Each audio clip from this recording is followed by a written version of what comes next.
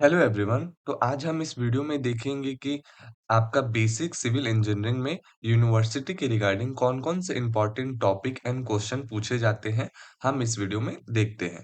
तो हम देखते हैं, तो ये हमारा आरजीपीवी विश्वविद्यालय बीटेक फर्स्ट ईयर में ही आपको क्या होता है basic civil engineering and mechanism पढ़ना पड़ता है, जिसे शॉर्ट फॉर्म में बीसीई बोला जाता है। इसका सब्जेक्ट कोड बीटी 204 होता है। इनमें unit 1, unit 2, unit 3, 4, 5 unit 4 and 5 से न्यूमेरिकल क्वेश्चन सबसे ज़्यादा पूछे जाते हैं। तो हम देख लेते हैं यूनिट 1 में सबसे ज़्यादा इम्पोर्टेंट क्वेश्चन कौन से पूछे जाते हैं। तो हमारा यूनिट 1 का नाम है बिल्डिंग मटेरियल एंड कंस्ट्रक्शन।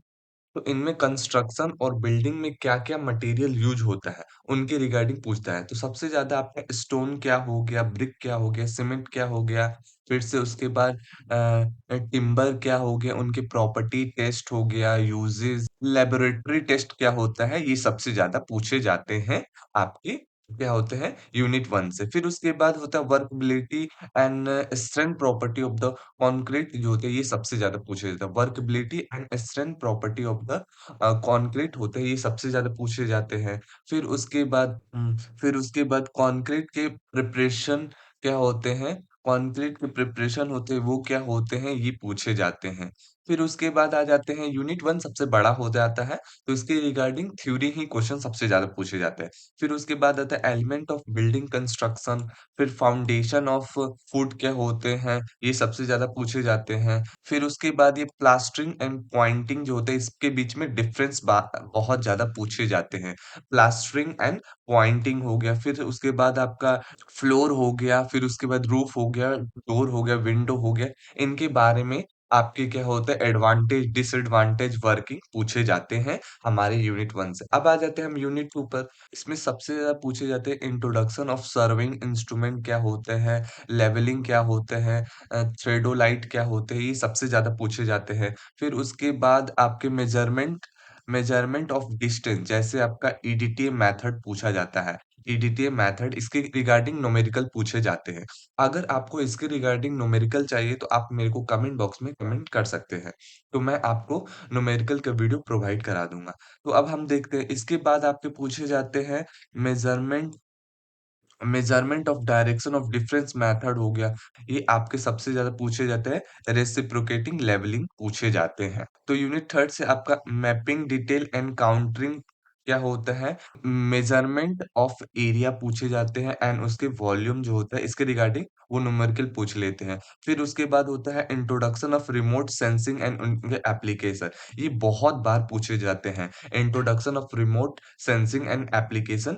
अब आते हैं यूनिट 4। यूनिट 4 में आपके यूनिट 4 एंड 5 न्यूमेरिकल सेक्शन होता है, तो इसमें सबसे ज़्यादा न्यूमेरिकल पूछे जाते हैं। जैसे यूनिट 4 का नाम है फोर्स एंड इक्विलिब्रियम, कॉन्क्रीट क्या होता है एंड नॉन कॉन्क्रीट कोप्लेन फोर्स क्या होता है, फ्री डायग्राम फोर्स क्या होते हैं, ये फोर्स डायग्राम फोर्स क्या होते हैं, ये पूछे जाते हैं। तो यूनिट 4 से आपका कॉन्क्रेंट क्या होते हैं एंड नॉन कॉन्क्रेंट क्या होते हैं, कोप्लेनर फोर्स क्या होता है, फ्री फोर्स क्या होते हैं, ये बार-बार पूछे जाते हैं। फोर्स डायग्राम क्या होते हैं, ये पूछे जाते हैं। फिर उसके बाद होता है आपका क्या होता है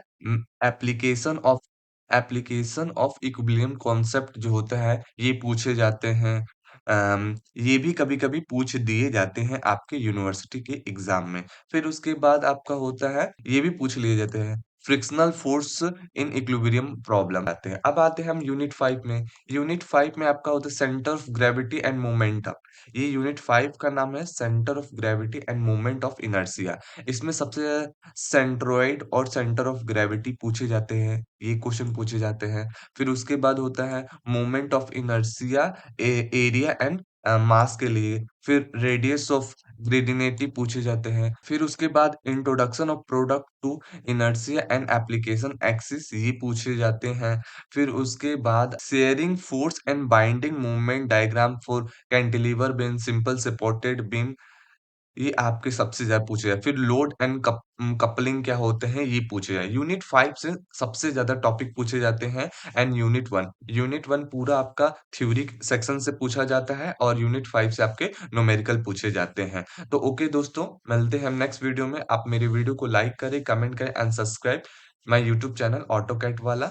इसके रिगार्डिंग अगर कोई आपको प्रॉब्लम होता है, तो आप मेरे कमेंट बॉक्स में कमेंट कर सकते हैं।